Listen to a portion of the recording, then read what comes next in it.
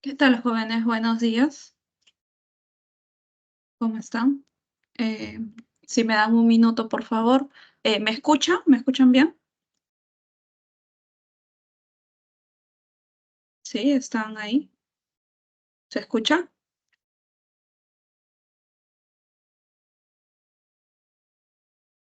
Bien. Si me dan un minuto para poder tomar foto de que estamos todos aquí y después voy a compartir mi pantalla para comenzar la clase del día de hoy.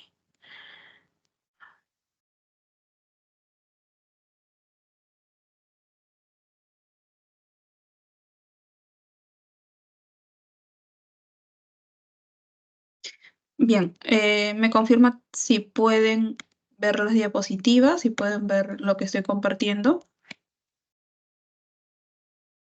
¿Sí? ¿Se logra ver? ¿Todo bien? Sí, bien, gracias. Bien, jóvenes, buenos días con todos. Espero que este día los encuentre bien. En este momento vamos a seguir con los temas estipulados en nuestro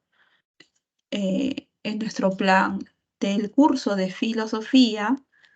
Eh, Esta semana, semana 4, nos toca filosofía contemporánea. Hola Adriana, ¿qué tal? Sí, volví. La semana pasada tuve unos percances que me impidieron acompañarlos, pero ya estoy aquí. Bien, entonces vamos a ver filosofía contemporánea, semana 4. Vamos a ver algunos filósofos que se encuentran más o menos en el siglo XIX. Bien, entonces, sin más preámbulos, comenzamos. El primer filósofo que vamos a ver el día de hoy es este señor llamado George Friedrich Hegel, quien vive, filósofo alemán, quien vive entre 1770 y 1831. Es un filósofo un poco complicado, ¿no? Quienes van a filosofía, quienes han leído un poco de filosofía, Hegel es uno de los más complicados por todo aquello que presenta, aquello que propone, ¿bien? Pero vamos a ver aquí, digamos, lo más fundamental de su vasta filosofía, su vasto sistema filosófico. Mm, ¿Qué plantea Hegel? Primero, Hegel nos dice que a través de la filosofía nosotros vamos a poder estudiar toda la realidad, toda la realidad. Nosotros vamos a poder llegar a esto, mira, al conocimiento absoluto, a lo absoluto. Por eso es que la filosofía de Hegel se conoce como idealismo alemán, idealismo absoluto. ¿Bien? ¿Te acuerdas en la filosofía moderna quién nos decía que no podemos llegar al conocimiento de la cosa en sí? ¿Te acuerdas? Había un filósofo en la filosofía moderna que te decía, tú conoces esto y no conoces lo otro. ¿Te acuerdas de esos dos conceptos claves? Exacto, Kant, ¿no? Kant te dice, tú conoces el fenómeno, lo que se muestra ante ti, pero ¿qué cosa no puedes conocer? El noumeno, que es la cosa en sí, eso no se puede conocer. Hegel lee a Kant, está influenciado por Kant, pero lo contradice, ¿no? En varias cosas. Acuérdate, la filosofía es crítica, entonces Hegel dice, no, nosotros podemos llegar al conocimiento absoluto de la realidad a través de la filosofía. Hay un concepto muy importante en la filosofía hegeliana, jóvenes, que es el concepto de el espíritu. Todos, todos nosotros, todos los seres humanos, el hombre en sí, dice Hegel, tenemos en nosotros un espíritu. Es una fuerza universal, está dentro de nosotros, está en nuestra mente. Acuérdate que Hegel siempre va a decir todo lo podemos conocer a través de la razón, es idealista. Bien, entonces en nuestra mente tenemos esta fuerza de espíritu que nos lleva a avanzar, a cambiar las cosas, bien, y a una idea de progreso, de avance, para llegar a que el espíritu se vuelva espíritu absoluto, ¿no? Que obviamente tiene que ver con esto, con el conocimiento absoluto, en un punto del conocimiento, jóvenes, para Hegel, en que ya no puedes conocer más, llegaste a la cúspide, ¿no? Por eso es que Hegel nos va a decir que todo lo real es racional, es decir, todo lo real se puede conocer a través de la razón y por lo tanto todo lo racional es real, ¿no? Todo lo podemos captar a través de nuestra razón. El mundo, por lo tanto, lo podemos captar obviamente a través de la lógica, ¿no? De manera coherente, el mundo es lógico, es necesario y la idea es real. Se puede conocer el mundo a través de nuestro pensamiento, de nuestra racionalidad. Bien, Hegel, producto de la época en la que vive, también se interesa en la historia. Bien, Hegel tiene muchos textos que hablan de historia y de filosofía de la historia, sobre todo. Bien, él dice, mira, la historia la historia de la humanidad, la historia universal, se compone de varias fases, ¿ya?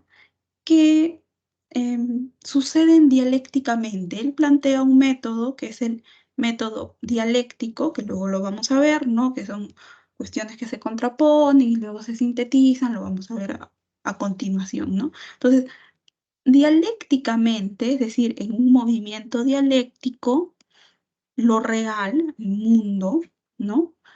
Se va sucediendo, por ejemplo, tienes las guerras, ¿no? Que se dan entre distintos bandos durante toda la historia de la humanidad.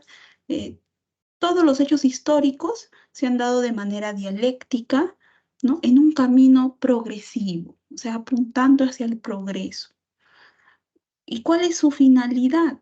Llegar hacia la idea de libertad a través de un ordenamiento, si se quiere, constituido en la imagen del Estado.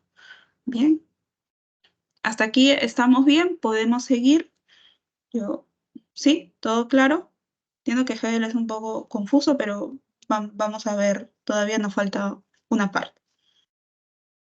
¿Sí? ¿Está claro, jóvenes? Bien, entonces seguimos.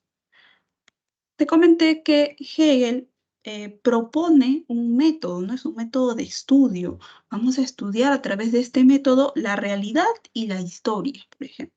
Y es un método dialéctico, ¿no? La famosa dialéctica hegeliana, donde existe una tesis, ¿no? Es una afirmación, una antítesis, que es la negación de la afirmación y una síntesis, ¿ya?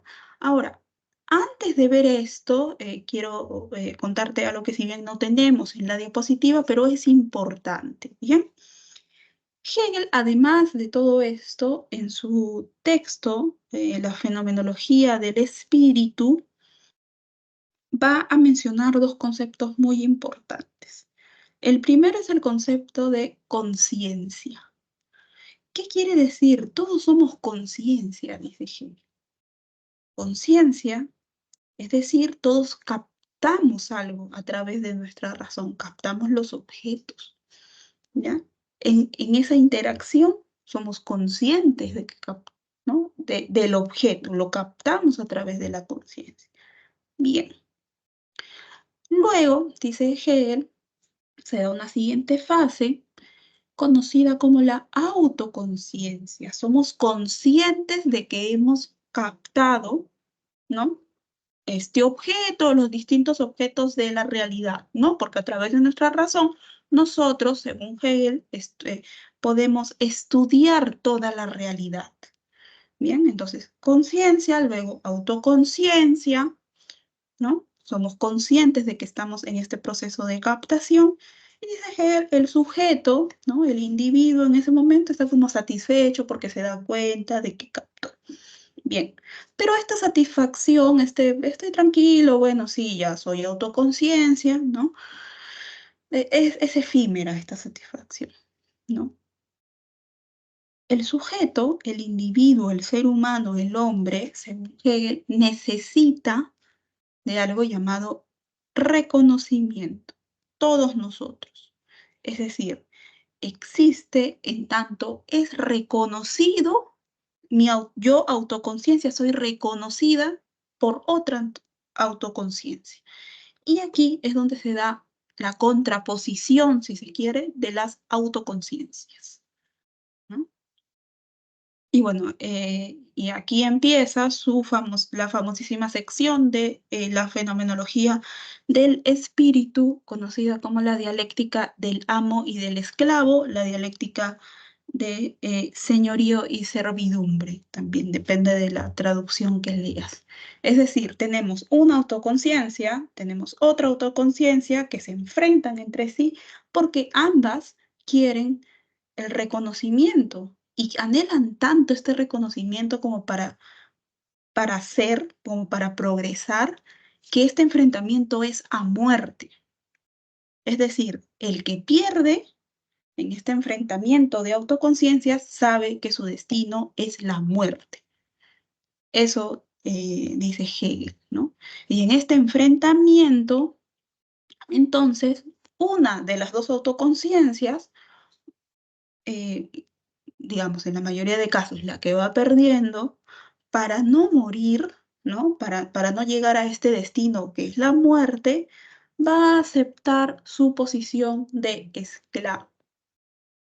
Ya, va a aceptar su posición de esclavo y, bueno, y la otra autoconciencia, digamos, la que vence, va a tener la posición de amo, de señor, ¿no? Por eso es la dialéctica del amo y del esclavo, del señorío y servidumbre. Pero en esta, digamos, cuando ya se resuelve esta lucha de autoconciencias, hay que tomar en cuenta que el amo, o sea, si bien el amo es el que gana, el señor sabe que el reconocimiento que ha obtenido, ¿no?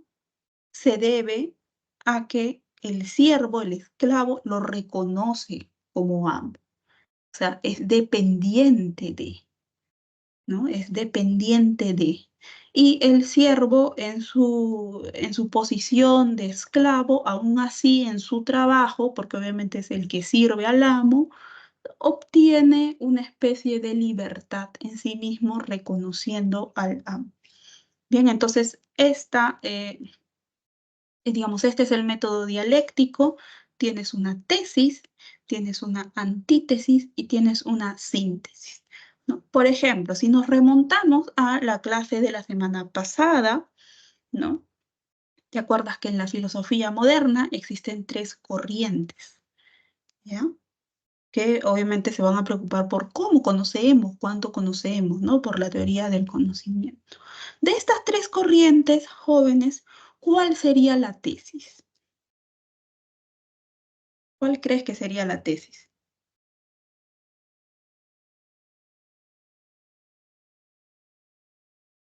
El racionalismo, ¿no? Gracias, Mariana.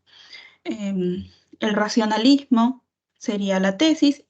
¿Y, y cuál sería esta corriente que niega la tesis? O sea, la antítesis. ¿Cuál sería? ¿Cuál de las otras dos? El empirismo, bien, correcto, correcto, el empirismo. ¿Y cuál es la corriente que sintetiza, ¿no? Niega la negación y sintetiza ambas, tesis y antítesis, finalmente? El criticismo, ¿no? Con Immanuel Kant. Acuérdate, el criticismo, por eso es su nombre, critica y sintetiza las otras dos corrientes. Muy bien. Entonces, hasta aquí estamos bien. Bueno, una mención nada más, este método dialéctico, luego lo retoma Marx y bueno, lo aplica obviamente a la Alemania de su época, ¿no?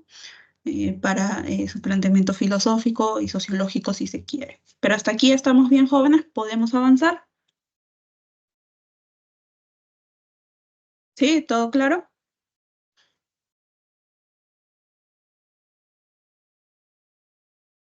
Bien, entonces avanzamos, ¿sí? Bien, gracias. Nuestro siguiente filósofo, siglo XIX, es este señor, filósofo francés, llamado Augusto Comte, quien, digamos, en contraposición de lo que acabamos de ver, nos dice, mira, el conocimiento, o sea, aquello que podemos conocer, lo real solamente se puede captar a través de esto, de los hechos, ¿no?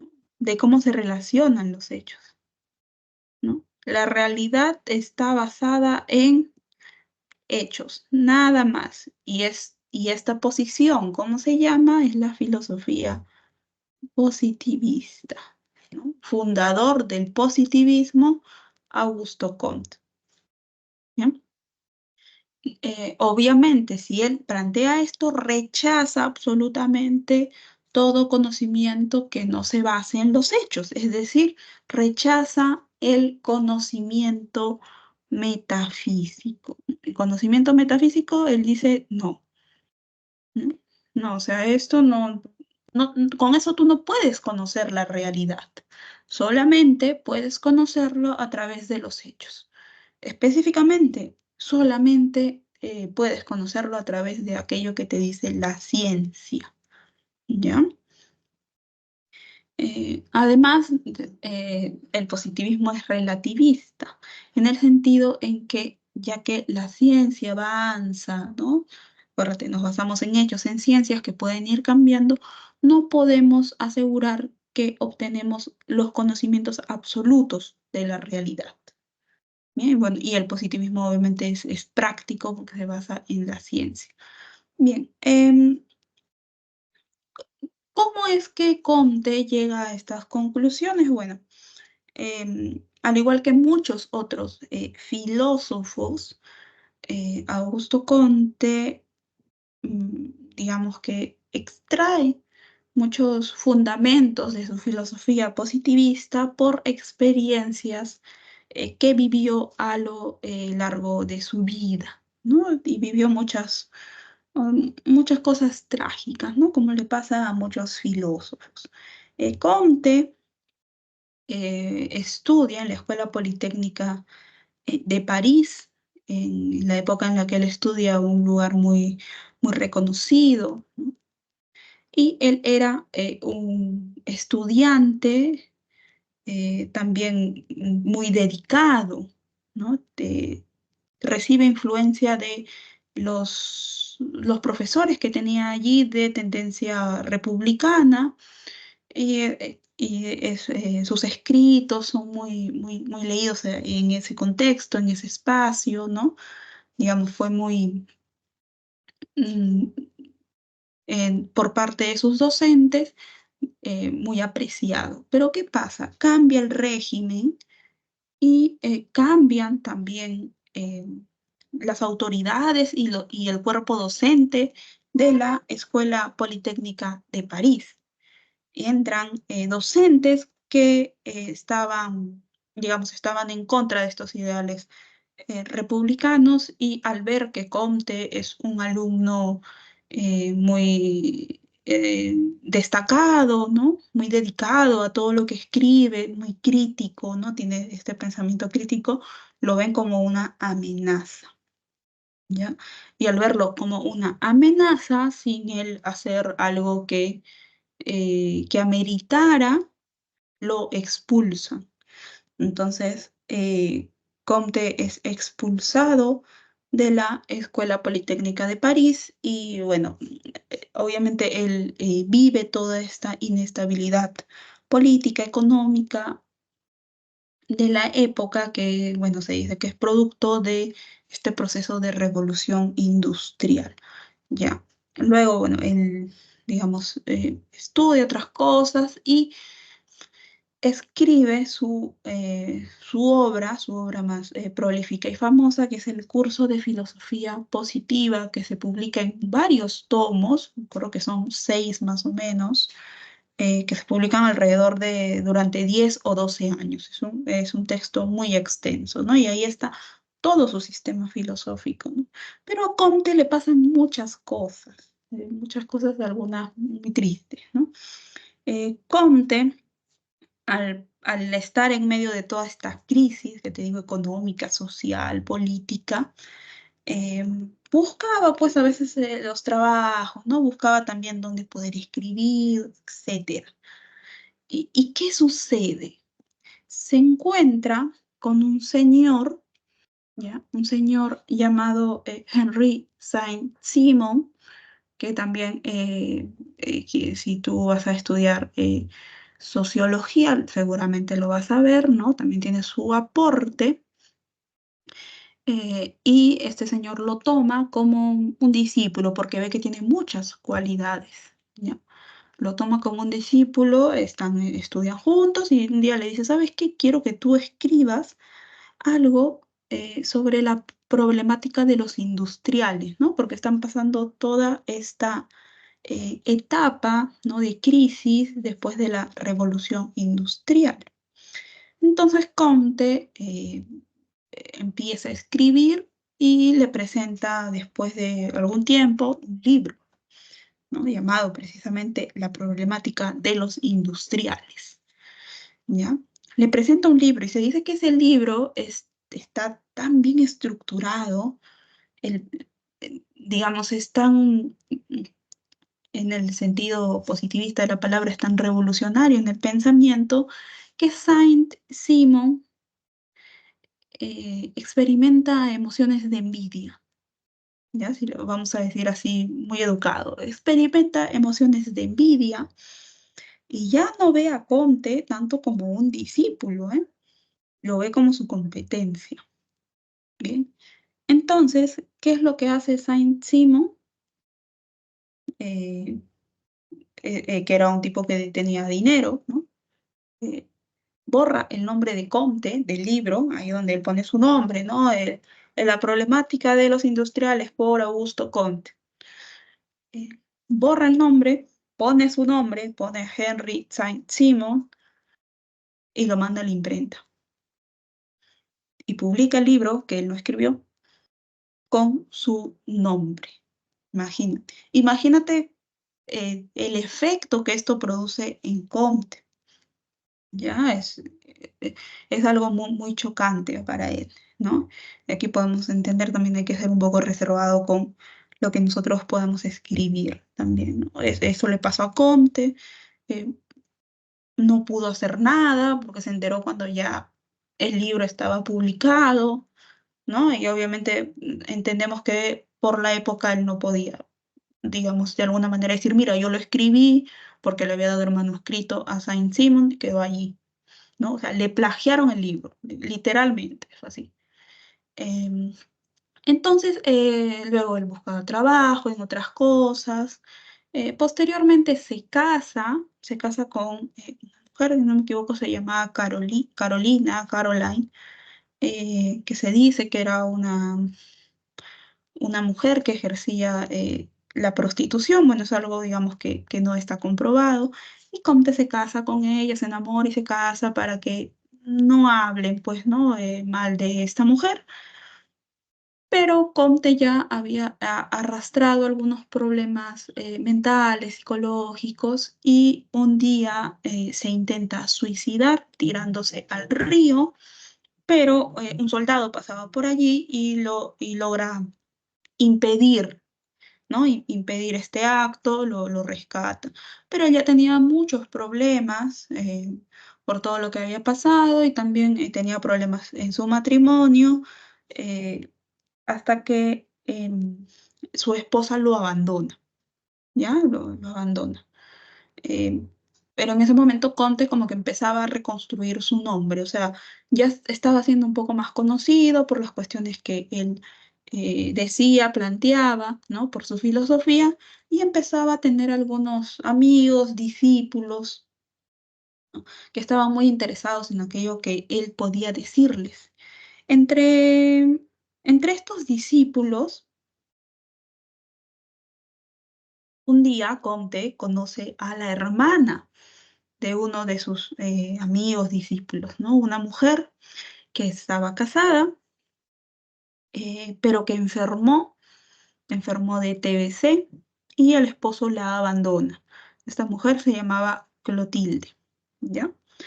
Eh, y Comte se enamoran, o sea, ambos se enamoran y empiezan a pasar tiempo juntos, pero obviamente el fin, pues, digamos, la finalidad de esta situación es que Clotilde muere, ¿no? Porque en esa época el tener esta enfermedad era de alguna manera una condena a que tú mueras, ¿no?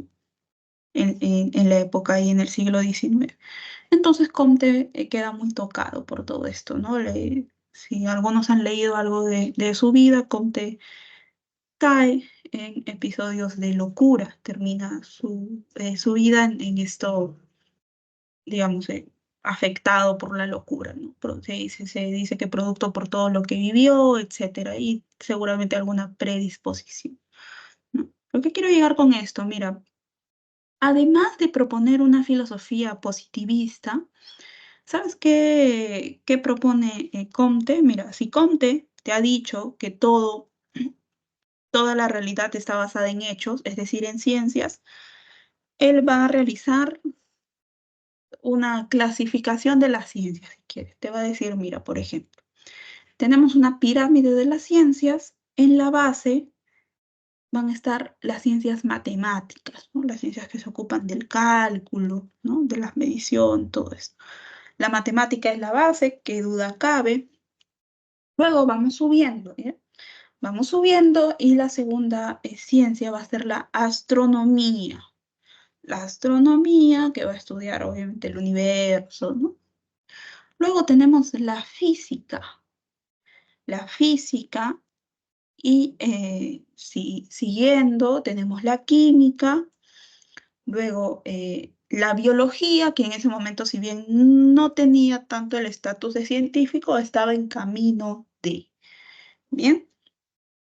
Pero Comte se da cuenta de algo.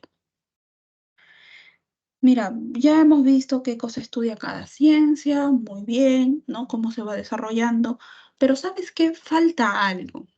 Falta una ciencia, dice Comte, que estudia a la sociedad, al hombre en sociedad, ¿no? ¿Ustedes saben cuál es la ciencia que estudia la sociedad, que perdura hasta hoy en día? ¿Alguien tiene idea? Sí, si yo te digo la ciencia que estudia la sociedad, que estudia el hombre en la sociedad, ¿cuál puede ser?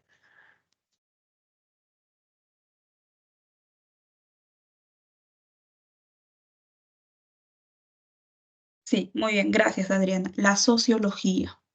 ¿Quién funda la sociología? Este señor, Augusto Comte, ¿ya? Y específicamente Comte define a la sociología como la física social. La física estudia estos fenómenos, ¿no? propios de la física, estudia la estática, la dinámica, y la sociología va a estudiar los fenómenos sociales. En tanto, si en la física tenemos la estática, en la sociología tenemos el orden de la sociedad. Si en la física tenemos la dinámica, en la sociología tenemos el progreso, ¿no? Cómo va progresando la sociedad. Orden y progreso. ¿Ya? Eso caracteriza al positivismo, esta frase, y está también orden y progreso en la bandera de un país que queda cerca al Perú. ¿Saben en qué bandera, de qué país está esta frase orden y progreso? En la bandera de Brasil, ¿no? Ahí abajito, hay como una cinta, ¿no? Y orden y progreso, una frase positivista, ¿ves? Hasta nuestros días tenemos algunas concepciones del positivismo. Bien, sentado esto, ya Comte realizó una clasificación de las ciencias, fundó la sociología como física social y dice, mira, como Comte rechaza el conocimiento metafísico, eh, también va a rechazar digamos, este conocimiento que nos trae la religión. ¿ya? Y él va a proponer, va a fundar su propia religión, la religión positivista, sí, así como lo escuchas, ¿no? Y vamos a ver qué cambios propone Comte, ¿no? Con su religión positivista. Si tú tienes un calendario, estos calendarios que siempre te dan, ¿no? A fin de año, para el siguiente año, físicos, donde está el mes, ¿no? El cuadradito del mes y dentro están los números de cada día y debajo del número suele haber nombres de los santos, ¿no? Tal día es el día de, no sé, pues San José, el día de Santa Cecilia, ¿no? El día de Santa Rosa, ¿no?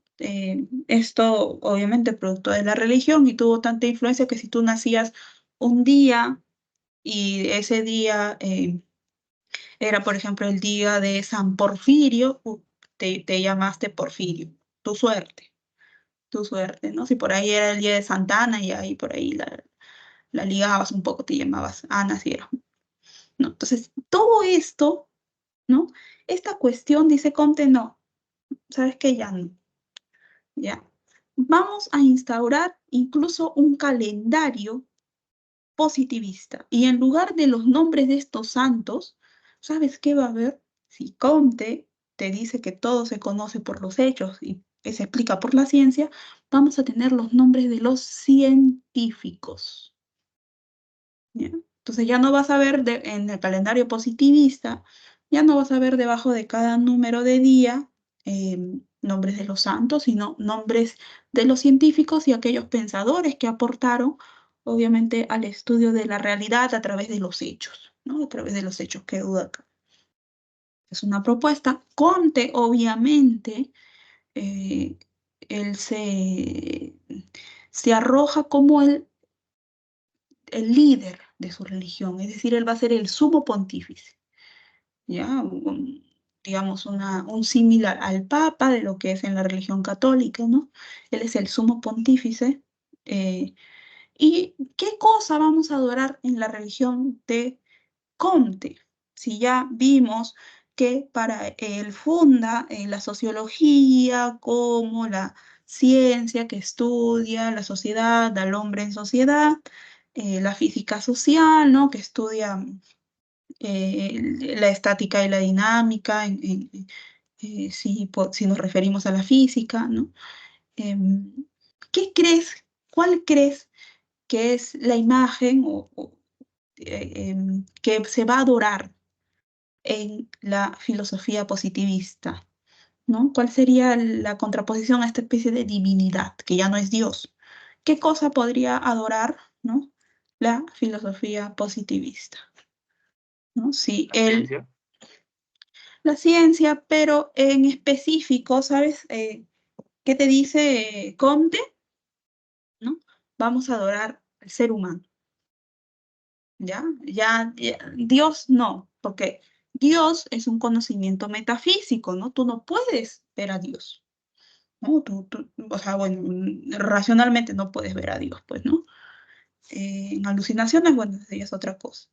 Entonces, dice Comte, en mi religión se va a adorar al ser humano, al hombre, ya no a Dios, porque eso corresponde al área metafísica y tú sabes que de allí no podemos obtener hechos para estudiar la realidad, ¿ya? Y te conté que Comte, eh, eh, digamos que este experimentar que esta mujer, Clotilde, muere de TBC, le chocó mucho, ¿no? Tenía mucha devoción por ella, tanto así que después de su muerte se dice que la veneraba, ¿no? Acuérdate que Comte ya mostraba estos, digamos, alguna manifestación de las alteraciones mentales con las que finalmente termina su vida, ¿no? O sea, muere ya con esto, ¿no? Entonces, Comte dice, eh, propone, ¿no? En su religión positivista, que la patrona de la humanidad va a ser eh, Santa Clotilde. O sea, esta mujer conoce y muere después Comte, ¿no? Que Comte conoce y esta mujer muere, la venera tanto que en su religión ella es la patrona de toda la humanidad, ¿no? Pero ya no es Dios, porque es una mujer que existió, o era una mujer que existió, ¿no? No, no es Dios, no tiene estas características, por ejemplo, sin ofender a nadie que sea creyente, no tiene las características que se asumen de, por ejemplo, la imagen de la Virgen María, Madre de Dios, etcétera. No, no. Eh, tiene características humanas, murió por enfermedad y como él le tenía tanta devoción, digamos que la asume como la patrona de la humanidad, ¿no? Profesor, ¿y todo esto tuvo seguidores, tuvo adeptos y en su tiempo mucha gente alrededor de Europa, ¿no? Sobre todo, se interesó por la propuesta de Comte, ¿no? Porque obviamente viven en una crisis en todo sentido social. Entonces, buscando nuevas propuestas, llegan a la propuesta de Comte y sí, se dice que tenía varios seguidores, gente que lo leía, que compartía opiniones con él, ¿no? Ahora, a lo largo de su filosofía positivista, Comte también te dice algo, ¿no? Eh, en la historia de la humanidad, a ver, pasamos aquí, ¿no? Existen tres estadios, ¿ya? De conocimiento, si se quiere, un progreso, ¿no? Entonces aquí está lo que él va a llamar la ley de los tres estadios o tres etapas. ¿Ya? Entender estadios como etapas. El primero es este, mira, el teológico. El teológico es cuando tú ves la realidad, ¿no? Tú ves ahí lo que está frente a ti y tú dices, ¿y cómo se originó ello? Y tu explicación va a ser religiosa, netamente, mágica, mitológica, si se quiere, ¿no? Entonces, en este estadio tenemos la explicación religiosa, mitológica, ¿no? Acuérdate, en la primera semana, en la segunda semana también vimos un poco cómo se dio el paso del mito, es decir, un estadio teológico, a logos, ¿no? Logos entendido como razón, como parte de la filosofía. Entonces, el primer estadio, cuando aparece el hombre, ese es el primer estadio teológico, ¿ya? Donde tú te explicas todo, el hombre se explicaba todo a través de cuestiones religiosas, mágicas, mitológicas.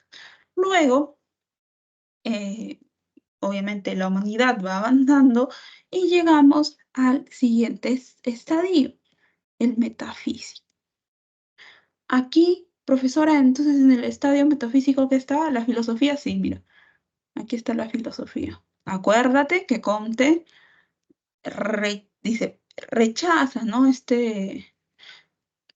Perdón, a ver, sí, este conocimiento metafísico, ¿bien? Entonces, digamos que para él la cúspide no va a ser el conocimiento metafísico, ¿ya? Sino que está en el medio, mira, ¿ya? Entonces, aquí vas a dar explicaciones metafísicas o filosóficas para lo que ves en la realidad, en el mundo. Y siguiendo estas etapas de los tres estadios, tenemos por último el estadio positivo. Recuerda que su filosofía es la filosofía positivista, ¿ya? Y aquí solamente se explican las cosas, los sucesos del mundo a través de la ciencia, ¿no? Por eso es que él funda una ciencia. Mira, ya tenemos las ciencias que explican todo lo que tenemos alrededor del mundo, pero falta una ciencia que te explique cómo se dan las relaciones del hombre en la sociedad, la sociología. Entonces, para él ya tenemos todas las ciencias y por lo tanto podemos usar todas las ciencias para darle una explicación a lo que acontece en la realidad y en el mundo. Esta es la cúspide de esta línea de progreso, ¿no? En la etapa o el estadio positivo, ¿no? De su filosofía positivista. Bien, jóvenes, hasta aquí estamos bien, todo bien, podemos avanzar. ¿Hay alguna pregunta?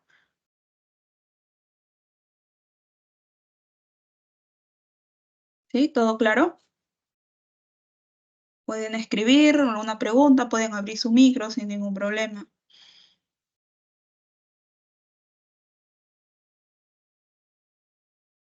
Bien, bien, entonces seguimos, ¿no? ¿Quién es el tercer filósofo que vamos a ver el día de hoy? Es este señor, filósofo alemán llamado Karl Marx, quien vive entre el 1818 y el 1830, perdón, 1883. Bien, como te dije, Marx va a tomar algunos conceptos de Hegel, ¿no? Del idealismo alemán, y los va a aplicar al contexto propio de su época, la Alemania de su época. Bien, ¿qué es lo que en primer lugar plantea Karl Marx? Nos dice, todo aquello que nosotros vemos, o sea, nuestra realidad, bien, está constituida por materia, ¿no? Materia que después el hombre va a trabajar, ¿no? Toda la materia es el fundamento de todo, de toda la realidad. Por eso es que a Marx se le conoce por ser un filósofo materialista. Bien, y de aquí es donde él toma primero la dialéctica hegeliana, que es un método, y la va a complementar con su materialismo. Y tenemos aquí su propuesta del materialismo dialéctico. Esto lo trabaja Engels y Marx, ¿no? Sabemos que publican juntos, trabajan juntos, comparten muchas ideas. Bien.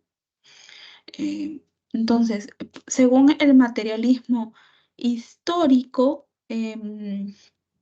se aplica, ¿no? Se aplica el método dialéctico, ¿bien? Para entender la materia. ¿Ya? Para entender cómo es que es el devenir, cómo es el camino de la materia, es decir, lo que constituye toda la realidad. Lo vamos a entender a través de un método dialéctico, ¿no? Porque nos interesa ver cómo es que se constituye, cuál es el fundamento, cuál es la esencia de lo material, sea lo material en sensible o también en cuestiones del pensamiento, es decir, en abstracto. Bien. Luego también Marx nos dice, em, podemos entender la historia, ¿ya? A través de la aplicación de este método dialéctico. Podemos entender la historia en tanto cómo se dieron las relaciones materiales, ¿no? Las relaciones sociales, económicas, mediante cómo se trabajó esto, la materia que constituye la realidad. Este es el materialismo histórico. Por lo tanto, para Marx, el hombre se caracteriza por ser dos cosas, ¿ya? Por ser un ser social, es decir, está en sociedad, construye la sociedad, ¿ya? Y por ser un ser activo o práctico que puede transformar la realidad en la que está presente a través de su trabajo, de trabajar la materia, ¿ya? Y a la vez que transforma la realidad en donde está, también se transforma a sí mismo, por eso es activo, es práctico, ¿ya? Y además, pues el hombre finalmente es resultado de las relaciones sociales de producción que vamos a ver más adelante. ¿Ya? Las relaciones de producción, es decir, cómo tú te relacionas con quienes tienen los medios de producción y quienes trabajan, quienes producen o crean esta riqueza, es decir, los jefes, ¿no? Los patrones, si se quiere, y los obreros, ¿ya? Para Marx, en el caso de Marx, en la época de Marx, burgueses y proletarios. ¿Bien? Hasta aquí estamos bien, podemos seguir, jóvenes. ¿Sí? ¿Todo bien? Muy bien, entonces Sí, disculpe, ¿puede seguimos. volver a explicarlo de materialismo dialéctico, por favor? Bien, materialismo dialéctico, Marx, primero te dice que toda la realidad se funda en la materia, ¿bien? En la materia, que es lo que a la materia le va a aplicar el método dialéctico de Hegel. Bien, va a tomar el método dialéctico y nos va a decir, para nosotros entender cuál es el fundamento de esta materia, ¿no? Mm, a toda la realidad le vamos a aplicar el método dialéctico, tesis, antítesis y síntesis. A partir de allí, ¿no? De cómo se comporta la realidad frente a esto, vamos a entender cuál es el fundamento de la materia que constituye toda la realidad. Y esto está relacionado también con su materialismo histórico, ¿no? Luego Marx nos va a decir que en el materialismo histórico, ¿no? El materialismo en su propuesta lo va a aplicar a la historia, nos va a decir la historia de la humanidad, digamos, de manera sencilla, nos va a decir que en toda la sociedad se han dado distintos sistemas o modos de producción a lo largo de la historia, ¿ya? Comenzamos con un comunismo primitivo, luego donde, digamos, todos trabajan por igual, ¿no? No hay una jerarquización, y luego se da una jerarquización, ¿ya? Se da una jerarquización y nace el esclavismo, ¿no? Amo y esclavo. Luego de este modo de producción pasamos a otro que es el feudalismo, señor feudal y siervo. Luego pasamos al capitalismo, ¿ok? Si se quiere, burgueses y proletarios, ¿no? Burguesía. Y luego, por último, la propuesta de Marx, el socialismo, comunismo, la sociedad comunista. Entonces, mira, en la historia se da a través del materialismo, Marx explica que de manera dialéctica siempre se dan estos choques y entre tesis y antítesis también, y la síntesis, que son los nuevos modos de producción que van emergiendo hasta llegar al socialismo, a la sociedad comunista. Bien, que vamos a ver aquí en la siguiente lámina. ¿Ya? A ver, mira, aparte de estos términos de materialismo histórico, materialismo dialéctico, ¿no? Que Marx aplica la dialéctica, el método dialéctico para explicar la realidad, la materia, cómo fundamenta la materia la realidad, cómo se da a través de la historia este cambio, ¿no? A través de la dialéctica, te dice, hay otros conceptos, ¿no? Muy importantes. Bien, el primero es este de aquí, mira, la estructura económica. Toda sociedad, sistema, ¿no? Tiene una estructura económica, ¿sí? Una estructura económica que está aquí y encima tenemos una eh, superestructura o superestructura ideológica. Ya su nombre más o menos nos dice, nos da vestigios de qué va a tratar, ¿no? La estructura económica es aquella relación precisamente que se da en la economía, ¿no? Las relaciones sociales de producción y también las fuerzas productivas que se dan en este sistema económico, ¿no? Las relaciones sociales de producción es cómo se relacionan, valga la redundancia, precisamente aquellos que tienen los medios de producción, los jefes, ¿no? En caso de Marx, los burgueses, ¿no? Y quienes producen, trabajan, ¿no? Trabajan, quienes crean la riqueza. Los obreros, en el caso de Marx, serían los proletarios, ¿no? ¿Cómo se dan estas relaciones? ¿No? Y las fuerzas productivas es precisamente la mano de obra y en dónde está trabajando, ¿no? En el campo, en una fábrica, el obrero, etc. ¿Ya? Y esto compone el ser social, ¿no? ¿Cómo es que se relaciona entre en relaciones de producción y de fuerza productiva en general, ¿no? ¿Cómo es que se da esta relación en el trabajo? Bien, y aquí tenemos pues el ser social corresponde a la estructura económica, al sistema económico en donde estamos, ¿no? En esa época, el sistema burgués, en esta época actual, nosotros, ¿qué estructura económica tenemos? El neoliberalismo, ¿no? Una economía neoliberal, ¿bien? Ahora, Sentado esto, ¿no? Sentado esto, no solamente tienes la estructura económica, ¿eh? ¿Qué cosa más tienes entonces? ¿Qué más tenemos? Por sobre la estructura económica, jóvenes, tenemos algo que se llama superestructura o superestructura ideológica. Es decir, todo sistema económico, toda estructura económica va a tener algo que está por encima, como que lo protege, como que, digamos, lo aprisiona allí, y es la superestructura ideológica, la manera de pensar. Sobre todo, eso se compone de política, ¿ya? De política y de precisamente ideología, ¿no? La política, las instituciones, ¿no? Cómo se entretejen las instituciones para que la estructura económica esté allí bien, ¿no? Presente. Y la ideología, es decir, la manera de pensar, ¿no? La manera de pensar, ¿no? Como toda la superestructura ideológica, crea esto una conciencia social que va a ser común a todos o a la mayoría, ¿no?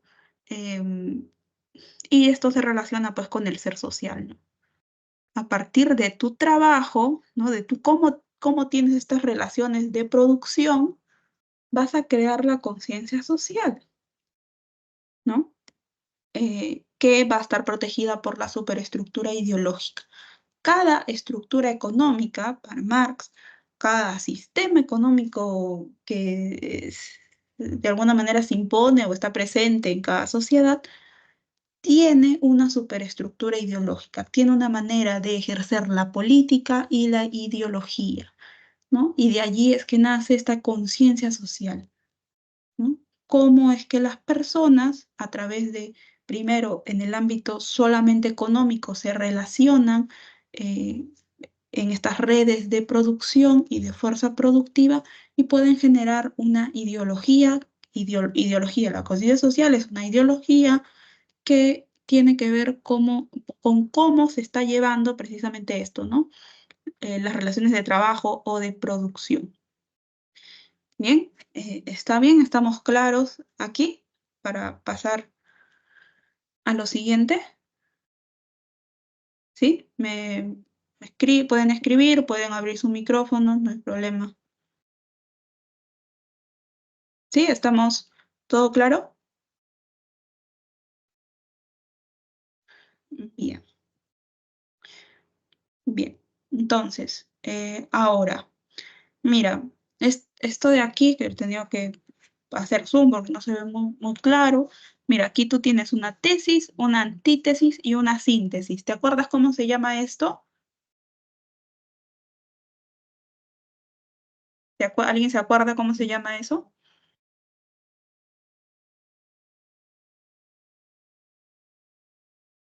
Dialéctica, ¿no? El método dialéctico, ¿no? Y ahí es donde Marx toma el método dialéctico. Muy bien, muchas gracias, Alexander, Adriana, el método dialéctico, ¿no?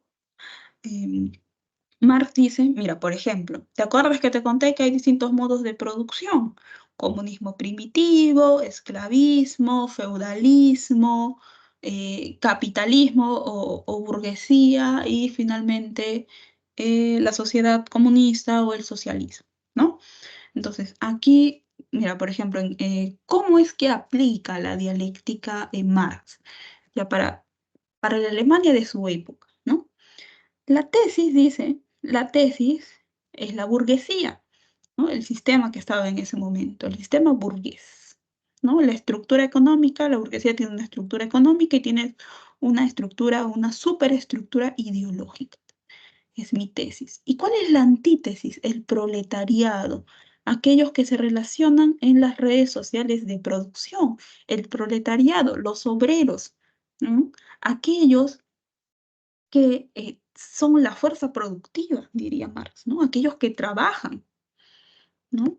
Trabajan, producen las riquezas, ¿no? Hacen el trabajo manual o brindan un servicio X, ¿no? Entonces, la antítesis de la sociedad burguesa serían los proletarios, el proletariado, la afirmación, la negación. Luego, ¿cuál sería la síntesis? Y mira, nos va a llevar todo esto a la revolución o a la sociedad comunista, ¿no? Que es la que anhela Marx. Bien, entonces así es como él aplica el método dialéctico que sustrae de la filosofía hegeliana. ¿Bien? Y aquí, ya para terminar lo de Marx, nos dice una famosa frase de Marx, que se puede creer que está en contra de los filósofos, pero bueno, hace una pequeña crítica, ¿no? No pequeño, un poco grande, a los filósofos que hasta su momento él había leído, los que había escuchado, ¿no? Dice, los filósofos han tratado de interpretar el mundo de distintos modos, pero ahí se han equivocado, ¿no? De lo que se trata es de transformar el mundo, ¿no? ¿Cómo transformarlo? Pasar de la burguesía a la sociedad, al socialismo, a la sociedad comunista, ¿no? A la revolución, ¿no? Transformar estas relaciones de producción, transformar esta estructura económica, esta superestructura ideológica, ¿no?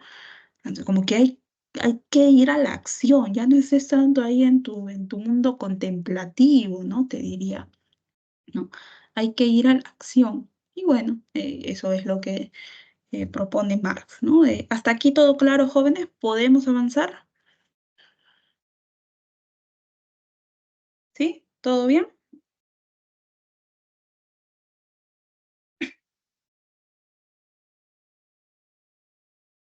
Bien, entonces ya tenemos a Marx y vamos al último filósofo que vamos a ver hoy, este señor, filósofo alemán llamado Friedrich Nietzsche, quien nace en 1844 y muere en el año 1900. Bien. Em, ¿Qué es lo que sostiene Nietzsche? ¿No? Profesora, yo he leído a Nietzsche, ¿no? Y sí, a mí me gusta mucho, mucha gente le gusta la filosofía de Nietzsche, es muy interesante, ¿no? Nietzsche, en primer lugar, critica la cultura occidental. Y en específico, ¿qué cosa critica Nietzsche? Critica el sistema de valores o la moral, si se quiere, que según su criterio, nos ha impuesto el cristianismo, ¿no?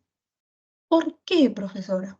Porque, según Nietzsche, todo este sistema de valores que ha tomado la sociedad o las sociedades, bueno, la sociedad de su época, del cristianismo, en lugar de, digamos, de añadirle algo al ser humano, de ayudar al ser humano, no. ¿Sabes qué ha hecho este sistema de valores, estos valores que nos impone el cristianismo? Ha ensombrecido, ha torcido, si se quiere, la naturaleza humana. Porque para Nietzsche el hombre en realidad no tiene por sí estos valores que nos impone el cristianismo, ¿ya? Mira, la filosofía que sostiene Nietzsche, que defiende Nietzsche, es esta, el vitalismo. ¿Qué quiere decir? Que el hombre, por sobre todas las cosas, siempre va a procurar la vida, el vitalismo. Pero ¿qué es la vida? ¿No? Porque hay que definir, ¿no? O sea, ya voy a procurar la vida, voy a defender, para mí es el valor superior, yo existo para vivir, ¿ya? Pero ¿qué es la vida? Para Nietzsche, la vida es voluntad de poder. ¿Qué es la voluntad de poder? Siempre el querer ser más, ¿no? Esta voluntad que te impulsa a querer ser más, a superarte, a vivir, o sea, siempre a ir a lo que es más, ¿no? Obtener más, saber más, crear más, todo esto. Y esta voluntad de poder se contrapone, pues no tiene nada que ver con todos estos valores que nos ha inculcado, ¿no? A través de la sociedad, a través del poder, si se quiere, porque sabemos que la figura de la iglesia siempre ha estado muy cercana a el poder, ¿no? A quien fuese que representaba el poder en cada época, entonces nos han impuesto, dice Nietzsche, eh, los valores cristianos, ¿no? Cuando no tienen nada que ver con la naturaleza humana. La naturaleza humana tiene que ver con esto, con el vitalismo, ¿no? Que a la vez se define como voluntad de poder en jóvenes. Entonces, estos valores cristianos de tú tienes que ser, tienes que temer a Dios, tienes que ser bondadoso, ¿no? Tienes que ser prudente, ¿no? Estas enseñanzas de si te tiran una bofetada, tú da la otra mejilla, ya, para Nietzsche no tiene nada que ver, ¿no? La voluntad de poder, ¿no? La naturaleza humana del hombre es todo esto, ¿no? Voluntad de ser más, de crear, de superarse, de vivir, de darse a la vida, ¿no? Pero en esta vida obviamente hay un equilibrio, ¿no? Hay un equilibrio. Entonces, representados por dos dioses. ¿Por qué? Porque Nietzsche, además de filósofo jóvenes, era filólogo, ¿no? Filólogo, estudiaba la raíz de las palabras, ¿no? Y entre otras cosas, era músico también, era muy amigo de este compositor muy conocido, Richard Wagner, pero luego se rompe la amistad, de ahí te voy a contar, ¿no? Producto de los trabajos de ambos, entonces él se dedicaba a muchas cosas, entre ellas le gustaban mucho estas cuestiones de la mitología también un poco, por eso es que nos dice que necesitamos un equilibrio, ¿no? En la vida humana, ¿no? La condición de nuestra naturaleza humana, ¿no? Tenemos lo racional, lo equilibrado, representado por lo apolíneo, por Apolo, ¿no? Y tenemos lo pasional, la vida misma, representada por Dionisios, por lo dionisíaco. Se oponen entre sí, pero esta oposición le da un equilibrio a nuestra vida, que fundamenta, ¿no? Fundamenta nuestra condición, nuestra naturaleza humana, si quieres, ¿no? Nuestra naturaleza humana, que es la voluntad de poder, ¿ya? Ahora, ¿hasta aquí todo bien? ¿Podemos seguir?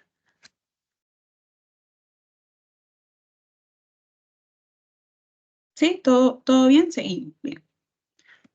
¿Qué más? Bueno, ya te dije, ¿no? Te comenté, critica a la cultura occidental, critica la moral cristiana, ¿ya? Critica la moral cristiana porque, bueno, a lo largo de la vida de Nietzsche, él incluso se forma en una escuela, pues, muy conservadora, ¿no? Eh, Incluso llega a estudiar, su padre, si no me equivoco, era un pastor protestante que muere cuando él era muy niño. Entonces, siempre tuvo esta influencia religiosa, ¿ya? Se forma, empieza a estudiar como para también ordenarse, ¿no? En esta religión, pero deja estos estudios y ingresa al mundo de la filosofía y ahí es donde da cuenta de qué críticas se le pueden hacer a la moral que conlleva la religión, específicamente el cristianismo, ¿ya? ¿Qué es lo que nos dice Nietzsche? Mira, la cultura occidental, con su moral y con su religión, ha invertido, ha suplantado, ¿no? O sea, ha puesto a un lado los valores vitales.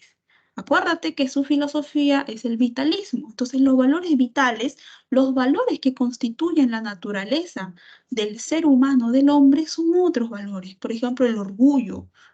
De por sí el hombre es orgulloso, codicioso, hasta envidia puede tener el hombre. Sí, eso es lo que lo constituye, ¿no? Pero la religión cristiana, perdón, los valores cristianos niegan estos instintos humanos que son propios del ser humano, ¿no? Y por eso es que para Nietzsche eh, existen dos clases de hombre, ¿ya? Existe este de aquí, que es el siervo es débil, mira, es débil, es miserable. ¿Por qué?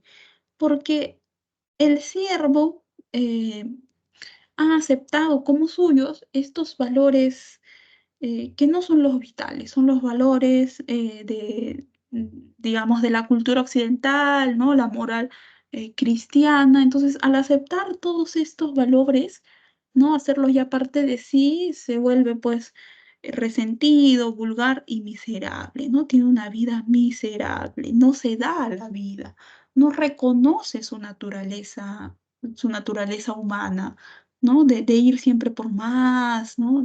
De ir a vivir exactamente. Por otro lado, está el Señor, ¿no? El amo, que es fuerte, ¿no? Que se ha librado de esto, de los valores, ¿no? De los siervos, que es libre, mira, es superior, es creativo, ¿no?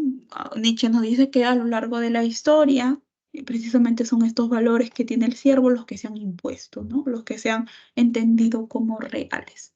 Ahora, ¿cuántos han escuchado esta famosa frase de Así habló Zaratustra? Que dice Dios ha muerto, ¿no? Y todos, profesora, sí, Dios ha muerto, sí, a mí me gusta, ¿no? Nietzsche era ateo. ¿No? Y a mucha gente ha ingresado a la filosofía por Nietzsche, por este texto y por esta famosa frase, ¿no? ¿Cuántos han leído? Si han leído, alguno ha leído al menos una partecita de este famoso libro, ¿no? No hay que tomarlo, jóvenes, como literal. Nietzsche no es que Dios ha muerto porque no, simplemente Dios ha muerto, yo soy ateo. No. Cuando, cuando Nietzsche pone en palabras de Zaratustra el Dios ha muerto, quiere decir que ya nos hay que despojarnos precisamente de toda esta moral cristiana, de estos valores, porque ya no aportan nada, en realidad no aportan, ¿no? Al ser humano.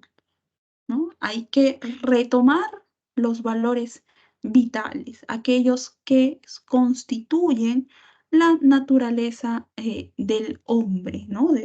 Bueno, el hombre entiéndase como ser humano, ¿ya? Y además, mira, si Nietzsche dice Dios ha muerto, entonces necesitamos otra figura si se quiere que nos guíe. Y aquí es donde emerge jóvenes, que si bien no lo tenemos en la diapositiva, pero es importante, ¿no? Para seguir el hilo de nuestra clase, emerge la figura del superhombre. ¿Alguno ha escuchado este término, superhombre, el superhombre de Nietzsche? ¿No? ¿Alguno sabe qué quiere decir? ¿Tiene una idea? Pueden escribirlo en el chat, pueden abrir su micrófono. ¿Qué quiere decir Nietzsche cuando habla del superhombre? ¿Sí? Nadie tiene una idea. Nunca han escuchado el El término que ya ha aceptado la muerte de Dios. Sí, sí, se puede decir que sí. Mira, el superhombre es, mira, Dios ha muerto, ¿no? O sea, todo esto que tenemos respecto a la moral cristiana, los valores cristianos, todo eso representados obviamente en la imagen de un Dios, ¿no? Ujú. Sí, exacto, es una persona que controla su vida, ¿no?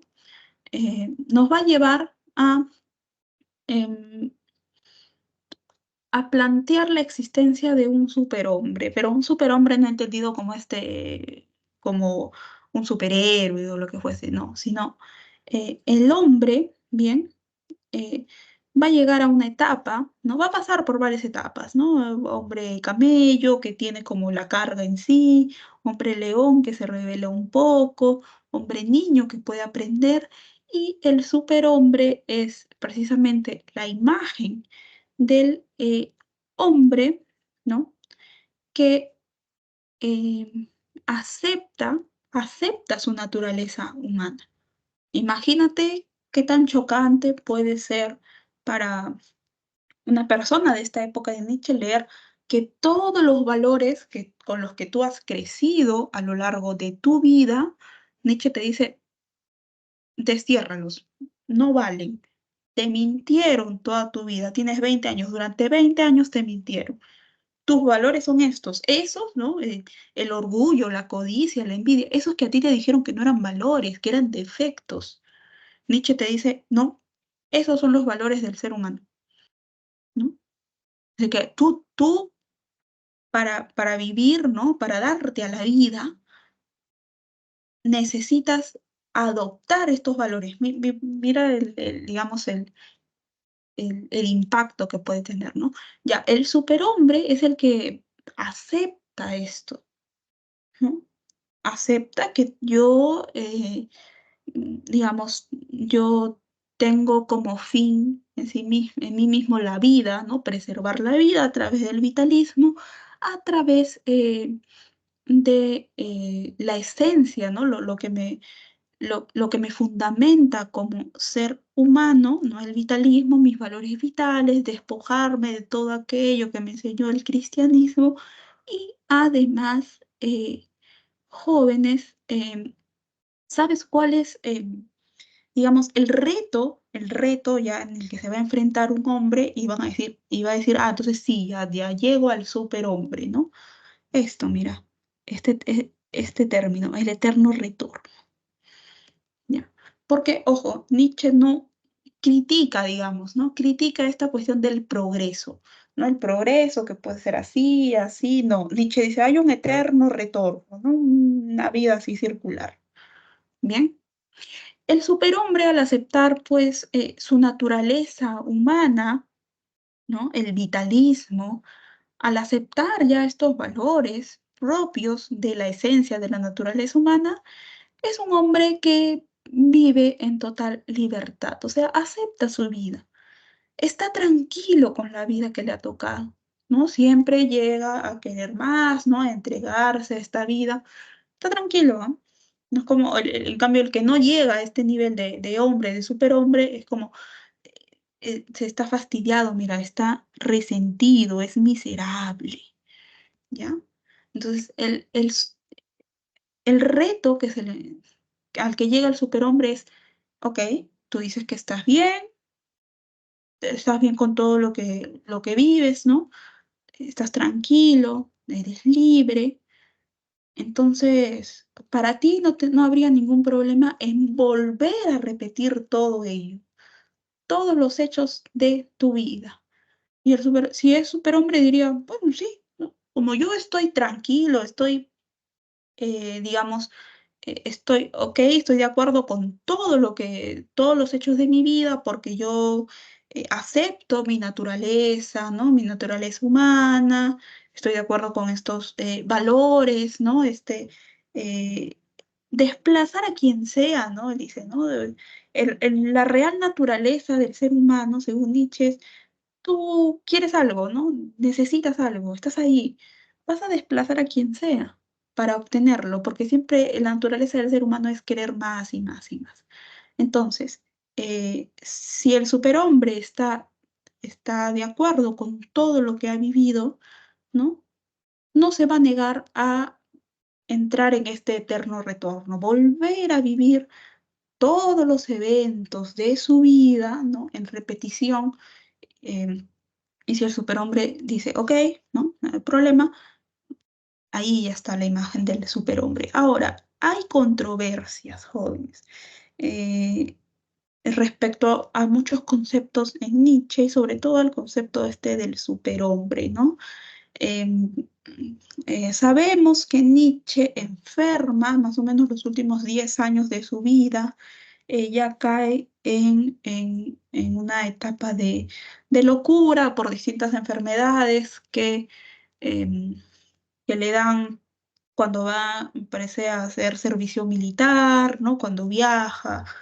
Se dice un montón de cosas, que obtuvo difteria, hasta sífilis, etcétera, etcétera, y por eso es que él termina pues entrando en una etapa de locura hasta el fin de sus días. Bien, y se ha dado mucha esta controversia de que estas ideas, por ejemplo, del superhombre influenciaron en la Alemania nazi, etcétera. Pero lo que se tiene hasta el día de hoy es que probablemente las ideas de Nietzsche, dado que en la última década de su vida él ya no estaba de alguna manera a cargo, ¿no? La hermana era quien lo cuidaba, no podía escribir mucho, parece que hubo cierta manipulación de sus ideas, o sea, como que recortes o fragmentos que él había escrito y no había terminado, empezaron a unirse y a dar otra visión de aquello que había escrito en Nietzsche. ¿Ya? Porque, por ejemplo, como te comenté, Nietzsche estuvo muy ligado a la música, estudió música, se considera que fue músico y fue muy amigo de este señor llamado Richard Wagner, ¿no? Este compositor muy famoso. Y su amistad se dice que termina cuando Nietzsche da cuenta de ideas antisemitas en Wagner.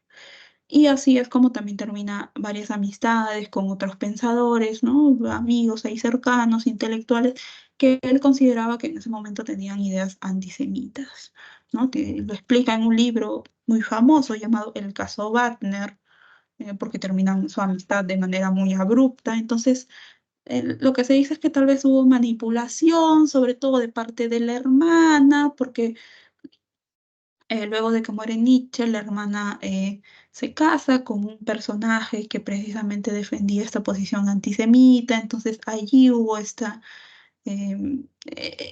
relacionar el pensamiento de Nietzsche con todo lo que surgió a partir de la imposición pues, de la Alemania nazi, ¿no? Con Hitler y todos los demás. Entonces, nosotros nos quedamos específicamente con lo que dice Nietzsche en sus textos y después la interpretación posterior que se le puede dar es hasta el día de hoy objeto de debate. Bien, hasta aquí todo claro, jóvenes.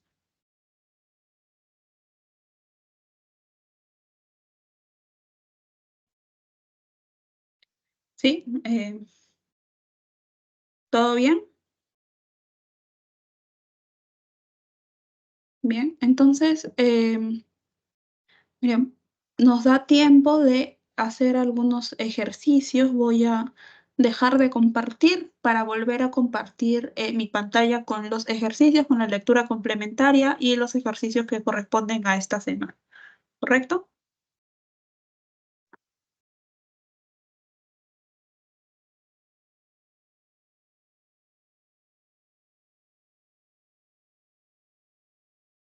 A ver, pueden ver mi pantalla, si me pueden confirmar a través del micrófono porque ya no tengo mucho acceso al chat, por favor. ¿Sí? ¿Se puede ver? Sí se ve, profe. Ok, muchas gracias. A ver. Vamos a ver aquí, ¿no? La lectura complementaria es el discurso sobre el espíritu positivo de Comte, ¿no? Padre del positivismo y de la sociología, nos dice. Esta larga serie de preámbulos necesarios conduce al fin a nuestra inteligencia, gradualmente emancipada a su estado definitivo de positividad racional, que se debe caracterizar aquí de un modo más especial que los dos estados preliminares.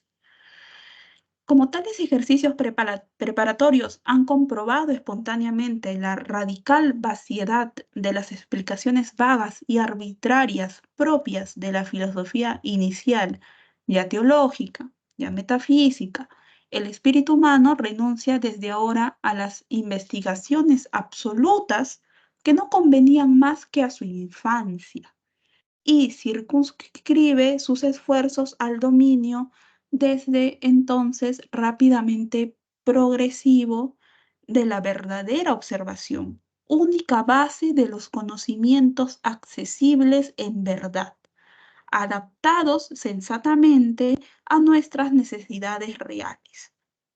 La lógica especulativa había consistido hasta entonces en razonar con más o menos sutileza según principios confusos que no ofreciendo prueba alguna suficiente suscitaban siempre disputas sin salida. Desde ahora reconoce como regla fundamental que toda proposición que no puede reducirse estrictamente al mero enunciado de un hecho particular o general no puede ofrecer ningún sentido real e inteligible. De esta parte del discurso sobre el espíritu positivo, jóvenes, ¿qué se puede inferir? Que para Conte la teología es contrastable por su objeto de estudio, ¿no?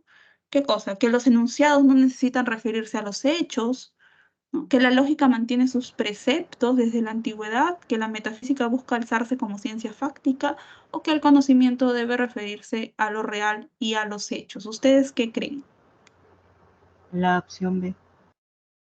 La letra B, ¿no? Acuérdate que para Conte, aquí sería letra B, para Conte, podemos estudiar la realidad siempre que lo veamos en los hechos o en el conjunto de hechos, ¿no? Por eso es que él niega esta cuestión también de querer tener conocimientos absolutos. Las investigaciones absolutas no convenían, ¿no?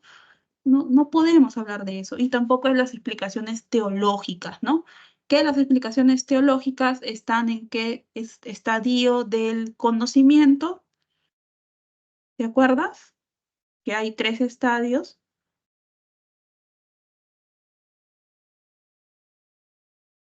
¿Te acuerdas que si yo doy explicaciones mitológicas, religiosas, ¿en qué estadio estoy?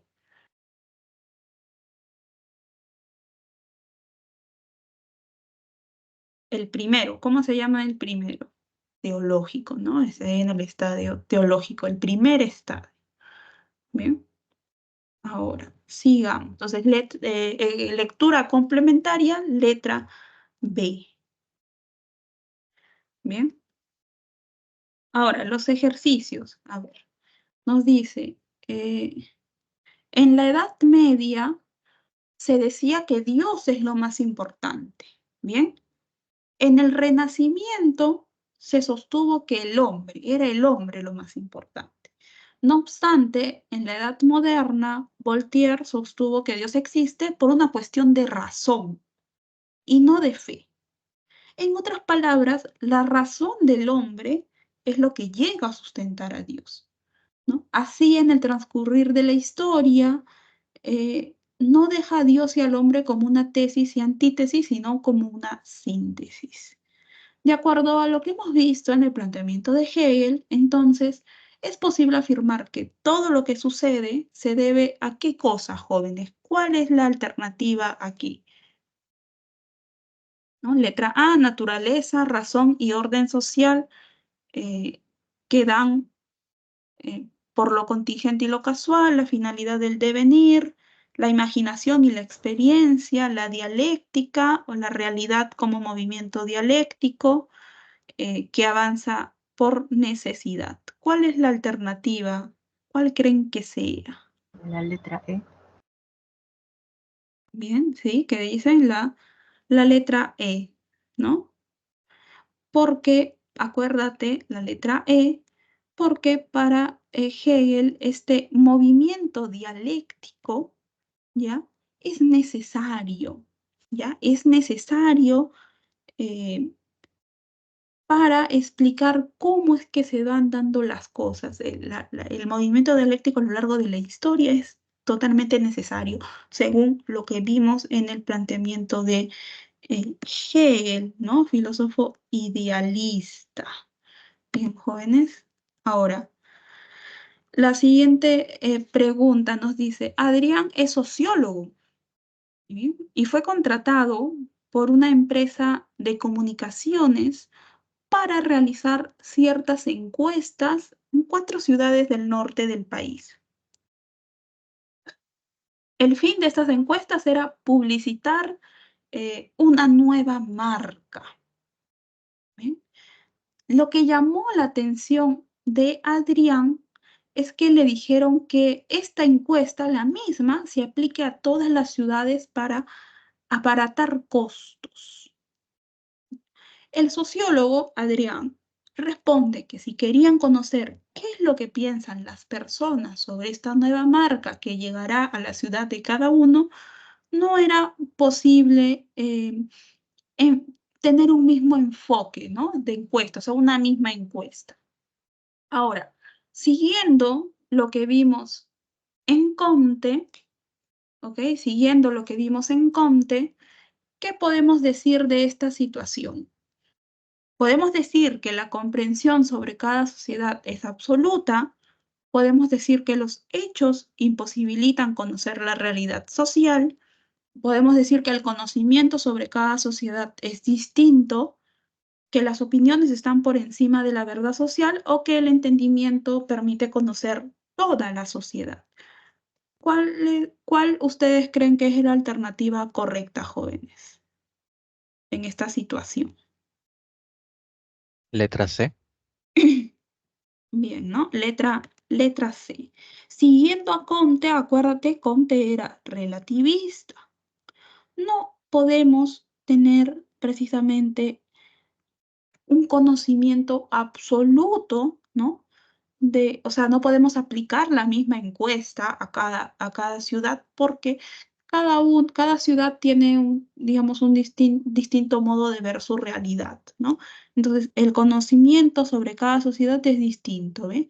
Vemos, ¿por qué no en la letra A? ¿La comprensión sobre cada sociedad es absoluta? No, porque Comte es relativista. No podemos aspirar al conocimiento absoluto. Recuerda, para Comte no es posible, ¿no?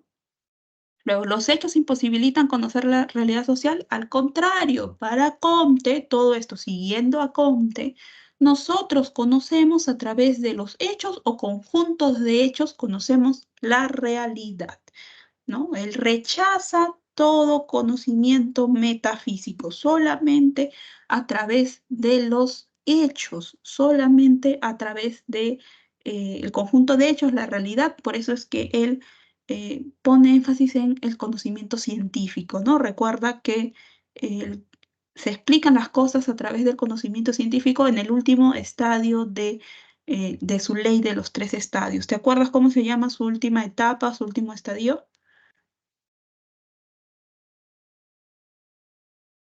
El positivista.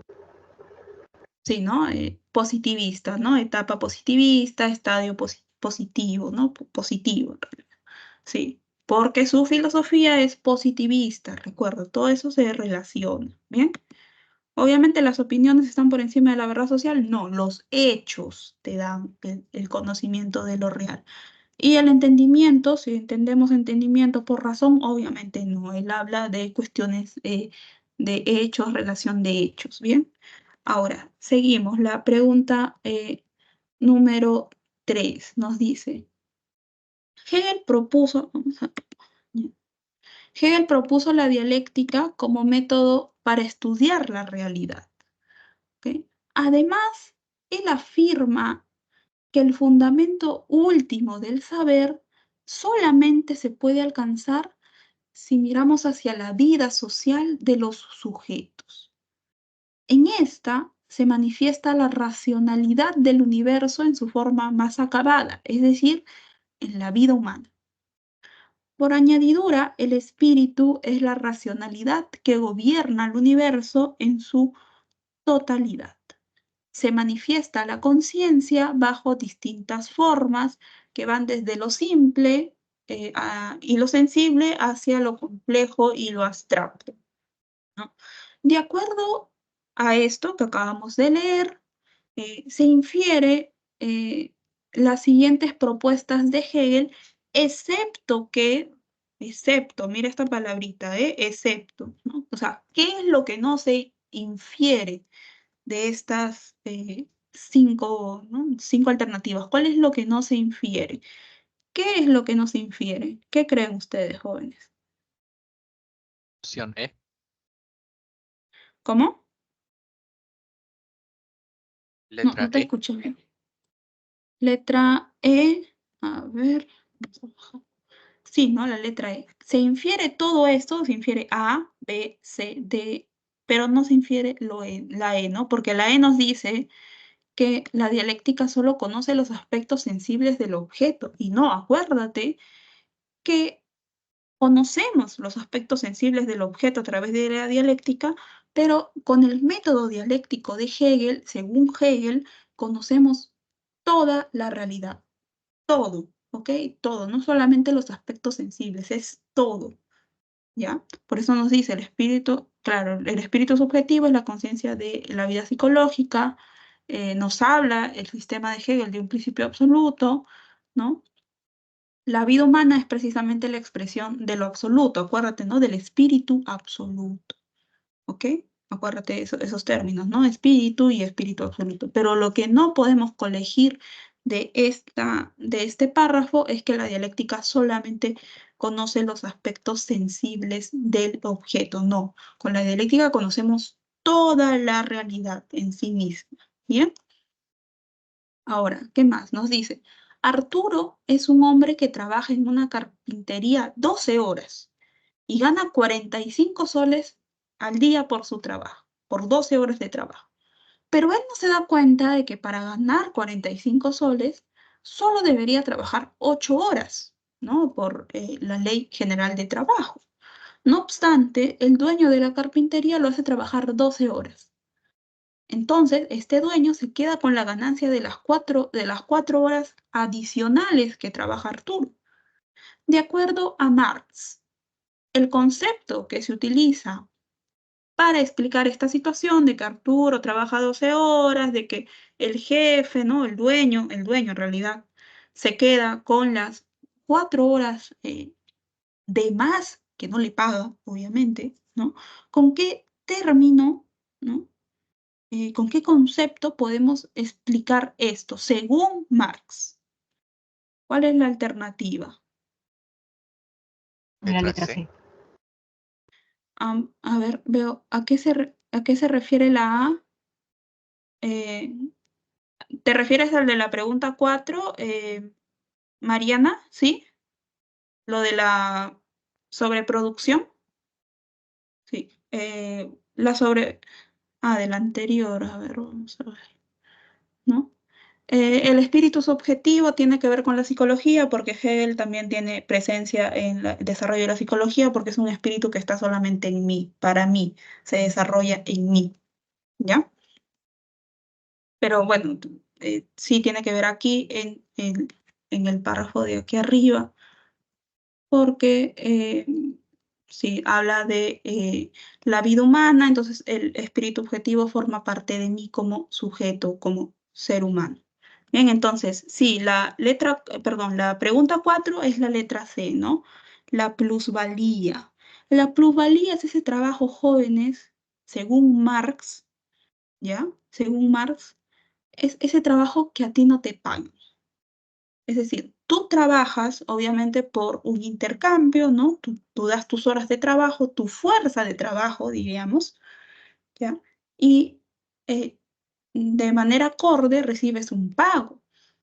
Pero propio de la época de Marx es algo que vemos ahora, ¿no? O sea, por ley, una persona que es contratada para trabajar debe trabajar 8 horas y debe tener 1 hora de refrigerio, 1 hora mínimo de refrigerio, si no me equivoco. Pero muchas veces te hacen trabajar estas famosas horas extras y no te pagan, ¿no? Te dicen, tienes que colaborar con la empresa, ¿no? Tú tienes que ponerte la camiseta, ¿no? Esa famosa frase, ¿no? Bueno, eh, ¿no? Es algo que hasta ahora está perpetuado, ¿no? En la época de Marx, obviamente era mucho más evidente, ¿no? Los obreros trabajaban de más, ¿no? Eh, Producían también de más, producto de su trabajo, y este producir, este trabajar de más no era remunerado. Bien, entonces esa es la plusvalía. Los obreros generan plusvalía, que solamente beneficia al dueño en ese momento de la fábrica. En este contexto con Arturo sería el dueño de la carpintería, ¿no? Que no te reconoce estas 4 horas de más. Bien, ahora seguimos. Pregunta número 5. Nos dice, Ricardo es un alumno, ¿no? Que sostiene, que nos dice Ricardo, que a través del tiempo siempre hubo gente trabajando al mando de alguien, ¿no? Y refiere que así también damos cuenta en el estudio que realiza Marx, ¿no? Dice, este filósofo Marx detectó que en la edad antigua existían amos y esclavos. En la Edad Media, el sistema era el de feudales y siervos, ¿no? Señor feudal, siervo. En la Edad Moderna, burgueses y proletarios. En cada una de estas edades, ¿no? A través de la historia, nos dice, hubo un enfrentamiento entre los que tenían los medios de producción y los que no tenían estos medios. Ok, de acuerdo a Marx, de acuerdo a este filósofo del siglo XIX, este enunciado, ¿no? De lo que Ricardo ha dado cuenta, alude al análisis que se conoce como, ¿cómo se conoce? Como la problemática de la alineación del trabajo, como el trabajo no remunerado o plusvalía, como la historia de la lucha de clases, como el fenómeno de la sobreproducción o como, como que la religión es el opio, perdón, del pueblo, ¿no? ¿Cuál sería la alternativa correcta? La C. Letra C. La letra C, ¿no? Esta contraposición de quien tiene los medios de producción, quien es dueño de los medios de producción, acuérdate, ¿no? Los medios de producción en esta relación social de producción que refiere a, ¿te acuerdas que hay una estructura económica y una superestructura ideológica? Y aquí están, pues, quienes poseen los medios de producción, suele ser el amo, el burgués en la época moderna, en la época de Marx también, y quienes no tienen el medio de producción, pero quienes trabajan dentro de, que serían el proletariado, los proletarios.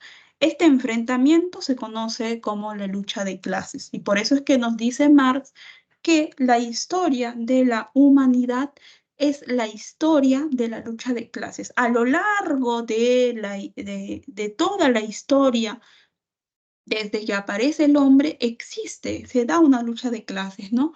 Primero con el comunismo primitivo, luego con el esclavismo, luego con el feudalismo, luego ya con la sociedad burguesa, capitalista, si se quiere, y ahora también con esta división, ¿no? Entre quienes tienen en los medios de producción y quienes trabajan en los medios de producción, quienes producen, ¿no? También existe una contraposición y así va a ser a lo largo de toda la historia de la humanidad, ¿no? Esta lucha de clases. Entonces, perdón, el número 5, pregunta número 5, letra C de casa. ¿Bien? A ver, seguimos. La pregunta número 6 nos dice, Gerardo es un señor altivo, fuerte, de espíritu aristocrático, y siempre se muestra orgulloso de sus logros y de todas sus conquistas. Es decir, suele ser ambicioso, nunca está contento con lo que tiene, siempre va por más en la vida. Siguiendo a lo que hemos visto en la filosofía de Friedrich Nietzsche, este enunciado alude a qué cosa? A la moral de los esclavos, al progreso, a lo apolíneo, a la voluntad de poder o a la moral religiosa.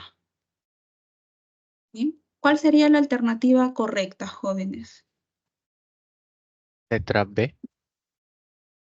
Letra B, ¿no? Letra B de barco. Acuérdate, ¿qué cosa es la voluntad de poder? La voluntad de poder es aquello que define la naturaleza del ser humano, que precisamente está en contra de esta moral cristiana, ¿no? Religiosa, sobre todo cristiana. Entonces, Gerardo, al ser un señor que es orgulloso de sus logros, o sea, es un poco altivo, ¿no? Es un poco, es orgulloso, o sea, es orgulloso un poco así. Em, digamos que siempre va por más, ¿no? Que sabiendo que tiene estos logros los muestra. No es una persona humilde, diría la moral cristiana. No es una persona humilde, ay, tienes que ser así, no tienes que mostrar tus cosas porque la otra persona se puede sentir mal, etcétera. No. Gerardo dice, no, si yo tengo mis logros, los voy a mostrar, ¿no? Voy a ser orgulloso, voy a querer más, voy a expresar esta ansia de codicia, de tener más, de ir por más. Para Nietzsche, entonces, él ha aceptado la naturaleza, el fundamento del hombre, que no es la religión, que no es la moral cristiana, sino es esta voluntad de poder, de siempre querer más, ¿no? Y no es el culto a lo apolíneo, porque acuérdate que tenemos lo apolíneo y lo dionisíaco en nuestra vida como parte del equilibrio, ¿bien? Y no es el continuo progreso porque Nietzsche no habla de un continuo progreso. ¿Te acuerdas de qué habla en contraposición al progreso? De un eterno retorno. De un eterno retorno. ¿Y quién es el que acepta, el que ya llega, digamos, a lograr todo esto que plantea Nietzsche cuando acepta el eterno retorno? El superhombre. El superhombre, ¿no? Digamos, ese es su último reto, ¿no? Estar totalmente satisfecho con su vida, con todo lo que ha obtenido a lo largo de su vida, ¿no? Ser un hombre libre, ¿ya? Y es un superhombre, en tanto le dicen, mira, vas a tener que, ya aquí no hay progreso, vas a tener que repetir todo, ¿no? Toda tu vida, to- em, todos estos sucesos se van a tener que repetir. Y como yo, superhombre, estoy satisfecho con todo lo que he logrado, ¿no? Yo me he entregado a estos valores vitales y he podido obtener todo lo que he querido, ¿no? Así, abriéndome paso así ante todos, no voy a tener ningún problema en entregarme también al eterno retorno. Entonces, no existe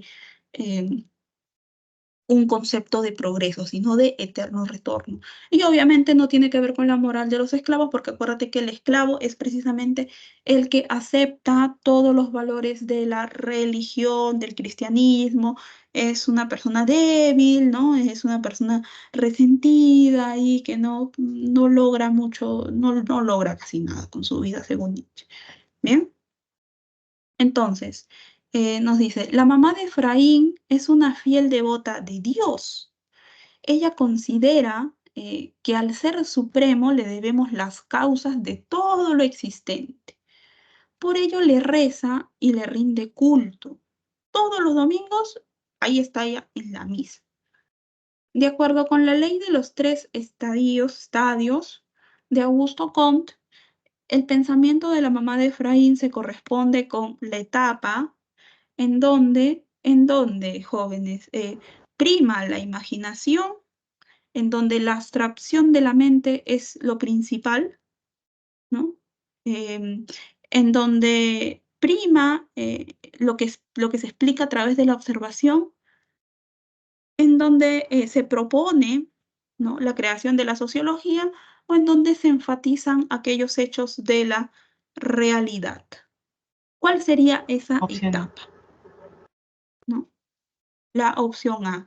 ¿Cómo se llama esa etapa donde está sobre todo presente la imaginación de los hombres? Teológica. ¿Cómo? Teológica. Teológica, ¿no? Acuérdate, una cosa es teológica y otra cosa es teleológica. Ya no hay que confundirnos. Escuché teleológica. Teleológica es que tiende a ver las cuestiones de la finalidad, ¿no? Teológicas tiene que ver con la divinidad, y aquí en esta etapa de los tres estadios es la etapa teológica, porque todo lo que tú ves a tu alrededor como tu realidad lo vas a explicar, o el hombre en esa etapa lo explicaba por cuestiones religiosas, mágicas, mitológicas, ¿no? Si la mamá de Efraín va a misa, reza, es una creyente ferviente, todo lo que le sucede, todo lo que ve, sea bueno o malo, lo va a relacionar y va a decir seguramente es algo que Dios nos mandó, ¿no? Por ejemplo, ¿no? Cuando vino, cuando llegó la pandemia al Perú, ¿no?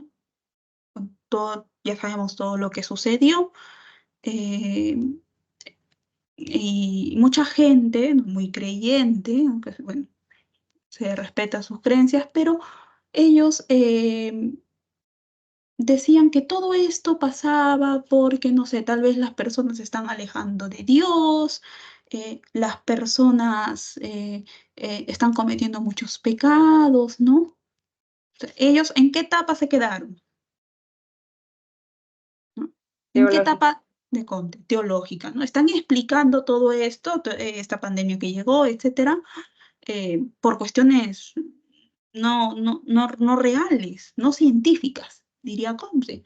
Cuando podemos explicar por cuestiones científicas, según ¿no? Si, en Comte, toda esta pandemia que llegó a todo el mundo, ¿no? Pero ellos lo explicaban con conceptos de la etapa teológica, ¿no? También se explicaban con conceptos de la etapa metafísica, filosófica también, ¿no? Hubo muchos filósofos que hablaron sobre este tema, pero si Comte hubiera visto toda esta situación, hubiera dicho, ¿ustedes qué hacen hablando de cosas teológicas, ¿no? ¿Qué hace la filosofía hablando de todas estas cosas? No, todo esto se explica mediante la ciencia, ¿no? Mediante todo este conocimiento, ¿no? Que el hombre va a tener en el estadio positivo, ¿no? Que se relaciona con la ciencia.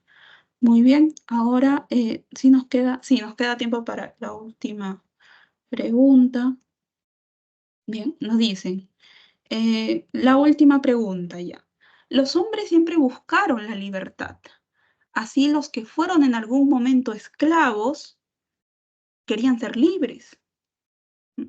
En el medioevo los hombres querían lograr un pensamiento libre, ¿no? Porque aquí ya sabemos que en la época medieval está pues la influencia de la iglesia, entonces ellos querían un pensamiento libre. En la modernidad las personas querían una libertad de elección, ¿no? A ver, ¿en qué corriente estoy? Racionalismo, empirismo, criticismo, ¿no? Ya, porque ya me liberé, ¿no? Me voy liberando un poco de esta coacción de la iglesia. En nuestros días, ¿no? En la época contemporánea, queremos tener, pues, libertad de pensamiento, de culto y de expresión, ¿no? Es algo por lo que las sociedades en general luchan, reclaman, ¿no?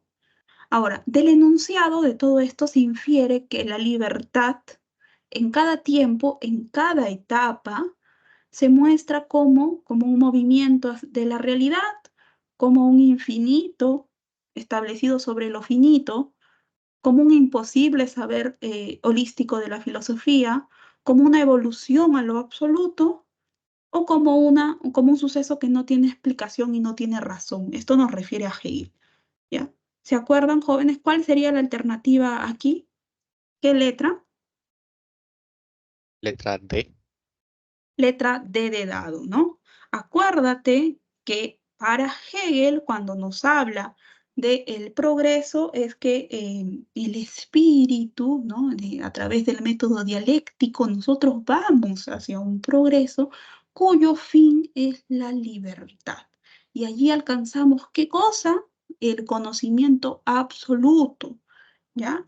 Y nuestro espíritu llega a la cúspide al ser un espíritu absoluto, ¿no? Siempre habla de la libertad. Entonces, siempre está la idea de evolución, de progreso relacionada a la voluntad en Hegel. Voy a dejar de compartir y ahora les voy a compartir las claves, ¿ya? Por ahí si alguien, ya nos queda poquito, pero si alguien no pudo apuntar, aquí están las claves. em, Bien, jóvenes, entonces hasta aquí hemos tenido la clase del día de hoy. Espero que todo haya ido bien. Les deseo buen fin de semana, buen estudio sobre todo, y nos vemos el siguiente viernes a la misma hora para ver, me parece que tenemos filosofía en el Perú y Latinoamérica, ¿no? Vamos a ver, ¿existe la filosofía en el Perú? ¿Existe una filosofía peruana, latinoamericana? Eso es lo que vamos a ver la siguiente semana. Bien, jóvenes, ha sido un placer. Les deseo buen fin de semana. Nos vemos. Chao, cuídense.